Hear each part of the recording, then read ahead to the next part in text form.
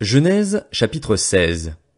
Saraï, la femme d'Abram, ne lui avait pas donné d'enfant, mais elle avait une servante égyptienne du nom d'Agar. Saraï dit à Abram, « Voici que l'Éternel m'a rendu stérile. Aie des relations avec ma servante, peut-être aurai-je par elle des enfants. » Abram écouta Saraï. Alors Saraï, la femme d'Abram, prit l'Égyptienne Agar, qui était sa servante, et elle la donna pour femme à son mari Abram, 10 ans après l'installation d'Abram dans le pays de Canaan. Il eut des relations avec Agar et celle-ci tomba enceinte. Quand elle se vit enceinte, elle regarda sa maîtresse avec mépris. Saraï dit à Abram, « L'injure qui m'est faite retombe sur toi. C'est moi qui ai mis ma servante dans tes bras, mais quand elle a vu qu'elle était enceinte, elle m'a regardé avec mépris. Que l'Éternel soit juge entre toi et moi. » Abram répondit à Saraï, « Ta servante est en ton pouvoir. Traite-la comme tu le jugeras bon. » Alors Saraï maltraita Agar, de sorte que celle-ci s'enfuit loin d'elle. L'ange de l'Éternel la trouva près d'une source d'eau dans le désert, près de la source qui est sur le chemin de Chour. Il dit, « Agar, servante de Saraï, d'où viens-tu, et où vas-tu » Elle répondit, « Je m'enfuis loin de Saraï, ma maîtresse. » L'ange de l'Éternel lui dit, « Retourne vers ta maîtresse et humilie-toi sous son pouvoir. » Puis l'ange de l'Éternel lui affirma, « Je multiplierai ta descendance, elle sera si nombreuse qu'on ne pourra pas la compter. » L'ange de l'Éternel lui dit, « Te voici enceinte, tu mettras au monde un fils à qui tu donneras le nom d'Ismaël, car l'Éternel t'a entendu dans ton malheur. Il sera pareil à un âne sauvage. Sa main sera contre tous, et la main de tous sera contre lui. Il habitera en face de tous ses frères. » Elle donna à l'Éternel, qui lui avait parlé, le nom d'Ata El-Roi, car elle dit, « Ai-je vu ici la trace de celui qui me voit ?» C'est pourquoi l'on a appelé ce puits le puits de Lachaï-Roi. Il se trouve entre Kadès et Bared. Agar donna un fils à Abraham, et celui-ci appela Ismaël le fils qu'Agar lui donna. Abraham était âgé de 86 ans lorsqu'Agar lui donna Ismaël. Genèse chapitre 17. Lorsqu'Abram fut âgé de 99 ans, l'Éternel apparut à Abram et lui dit, « Je suis le Dieu Tout-Puissant. Marche devant moi et sois intègre. J'établirai mon alliance entre moi et toi, et je te multiplierai considérablement. » Abram tomba le visage contre terre, et Dieu lui dit, « Voici quelle est mon alliance avec toi. Tu deviendras le père d'un grand nombre de nations. On ne t'appellera plus Abram, mais ton nom sera Abraham, car je te rends père d'un grand nombre de nations. Je te ferai beaucoup proliférer, je ferai de toi des nations, et des rois seront issus de toi. J'établirai mon alliance entre moi et toi, ainsi que tes descendants après toi, au fil des générations. Ce sera une alliance perpétuelle en vertu de laquelle je serai ton Dieu et celui de ta descendance après toi. Je te donnerai, à toi et à tes descendants après toi, le pays où tu séjournes en étranger, tout le pays de Canaan. Il sera leur propriété pour toujours, et je serai leur Dieu. » Dieu dit à Abraham, « Quant à toi, tu garderas mon alliance, toi et tes descendants après toi au fil des générations. Voici quelle est mon alliance, celle que vous garderez entre moi et vous, ainsi que ta descendance après toi. Tout garçon parmi vous sera circoncis. Vous vous circoncirez, et ce sera un signe d'alliance entre moi et vous. À l'âge de 8 jours, tout garçon parmi vous sera circoncis, et ce à chacune de vos générations, qu'il soit né chez toi ou qu'il ait été acheté à un étranger en dehors de ta descendance. On devra circoncire celui qui est né chez toi et celui que tu as acheté. Mon alliance sera inscrite dans votre chair comme une alliance perpétuelle. Un homme incirconcis qui n'aura pas été circoncis dans son corps sera exclu de son peuple, il aura violé mon alliance. » Dieu dit à Abraham, « Quant à ta femme Saraï, tu ne l'appelleras plus Saraï, car son nom est Sarah. Je la bénirai et je te donnerai même un fils à travers elle. Je la bénirai et elle donnera naissance à des nations, des rois seront issus d'elle. » Abraham tomba le visage contre terre, il rit et dit dans son cœur, « Un fils pourrait-il naître à un homme de 100 ans? Et Sarah, âgée de 90 ans, pourrait-elle mettre un enfant au monde? » Abraham dit alors à Dieu, « Si seulement Ismaël pouvait vivre devant toi. » Dieu dit, « C'est certain, ta femme Sarah te donnera un fils et tu l'appelleras Isaac. J'établirai mon alliance avec lui comme une alliance perpétuelle pour sa descendance après lui. » En ce qui concerne Ismaël, je t'ai exaucé. Je le bénirai, je le ferai proliférer et je le multiplierai considérablement. Il aura pour fils 12 princes et je ferai de lui une grande nation. Cependant, mon alliance, je l'établirai avec Isaac, le fils que Sarah te donnera à cette époque-ci de l'année prochaine. Lorsqu'il eut fini de lui parler, Dieu s'éleva au-dessus d'Abraham. Abraham prit son fils Ismaël, ainsi que tous ceux qui étaient nés chez lui et tous ceux qu'il avait achetés, tous les hommes parmi les membres de son foyer, et il les circoncit le jour même, conformément à l'ordre que Dieu lui avait donné. Abraham était âgé de 99 ans lorsqu'il fut circoncis. Quant à son fils Ismaël, il était âgé de 13 ans lorsqu'il fut circoncis. Le jour même, Abraham fut circoncis, ainsi que son fils Ismaël, et tous les membres de son foyer, qu'ils soient nés chez lui ou aient été achetés à des étrangers, furent circoncis avec lui. Genèse, chapitre 18. L'Éternel apparut à Abraham parmi les chênes de Mamré, alors qu'il était assis à l'entrée de sa tente pendant la chaleur du jour. Il leva les yeux et vit 3 hommes debout non loin de lui. Quand il les vit, il courut depuis l'entrée de sa tente à leur rencontre et se prosterna jusqu'à terre. Il dit, « Seigneur, si j'ai trouvé grâce à tes yeux, ne passe pas loin de ton serviteur. Permettez qu'on apporte un peu d'eau pour vous laver les pieds et reposez-vous sous cet arbre. J'irai prendre un morceau de pain pour vous restaurer, puis vous continuerez votre route, car c'est pour cela que vous passez près de votre serviteur. » Ils répondirent, « Fais comme tu l'as dit. » Abraham s'empressa d'aller trouver Sarah dans la tente et dit, « Prends vite 22 litres de fleur de farine, pétris-la et fais des gâteaux. » Abraham courut à son troupeau, prit un veau tendre et bon et le donna à un serviteur qui se dépêcha de le préparer. Il prit encore du lait caillé et du lait, avec le veau qu'on avait préparé, et il les mit devant eux. Il se tint lui-même à leur côté, sous l'arbre, et ils mangèrent. Puis ils lui dirent, « Où est ta femme, Sarah ?» Il répondit, « Elle est là, dans la tente. » L'un d'eux dit, « Je reviendrai vers toi à la même époque, et ta femme Sarah aura un fils. » Sarah écoutait à l'entrée de la tente derrière lui. Abraham et Sarah étaient vieux, d'un âge avancé, et Sarah ne pouvait plus espérer avoir des enfants. Elle rit en elle-même en se disant, « Maintenant que je suis usée, aurais-je encore des désirs?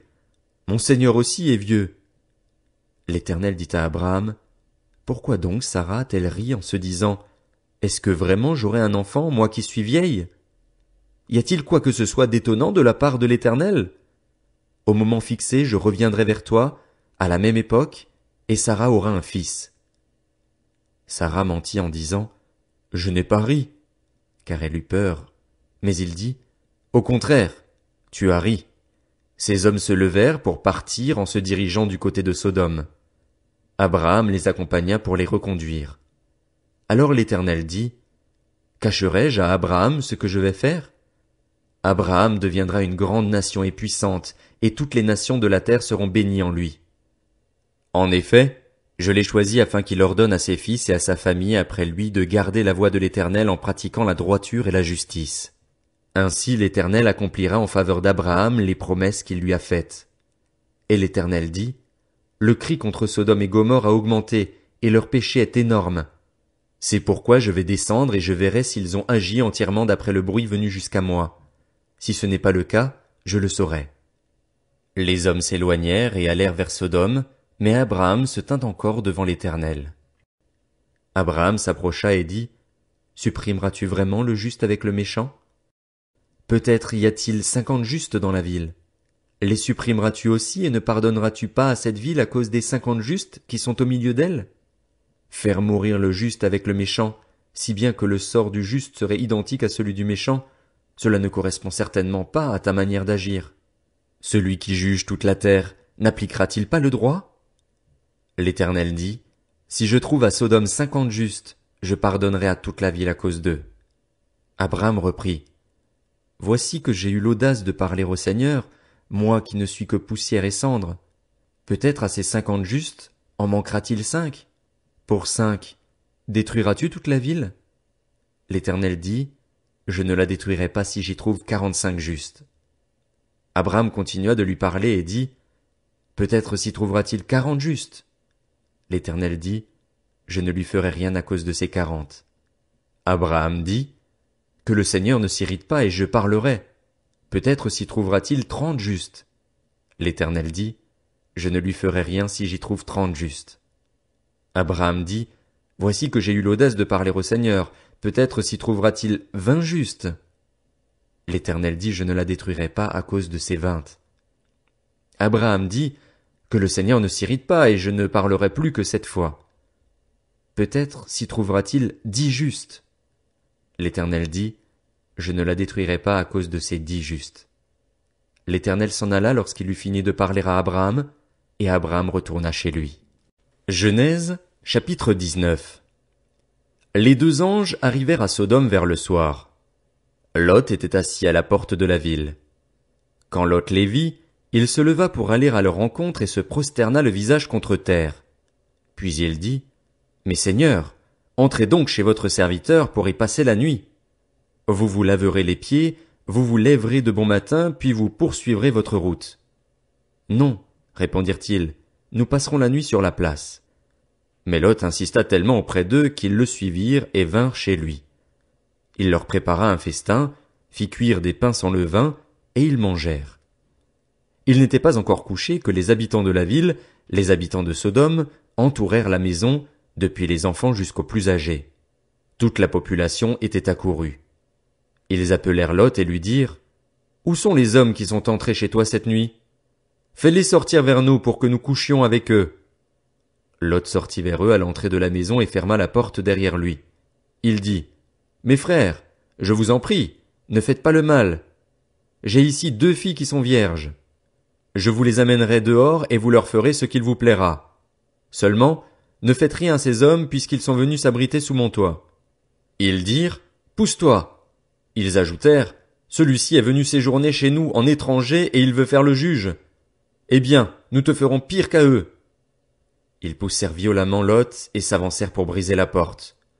Cependant, les hommes tendirent la main, firent rentrer Lot vers eux dans la maison et fermèrent la porte. Puis ils frappèrent d'aveuglement ceux qui étaient à l'entrée de la maison, depuis le plus petit jusqu'au plus grand, de sorte qu'ils se fatiguèrent de chercher la porte. Les hommes dirent à Lot, « Qui as-tu encore ici? Gendre, fils, fille et tout ce qui t'appartient dans la ville, fais-les sortir de là. Nous allons détruire cet endroit parce que le cri contre ses habitants est grand devant l'Éternel.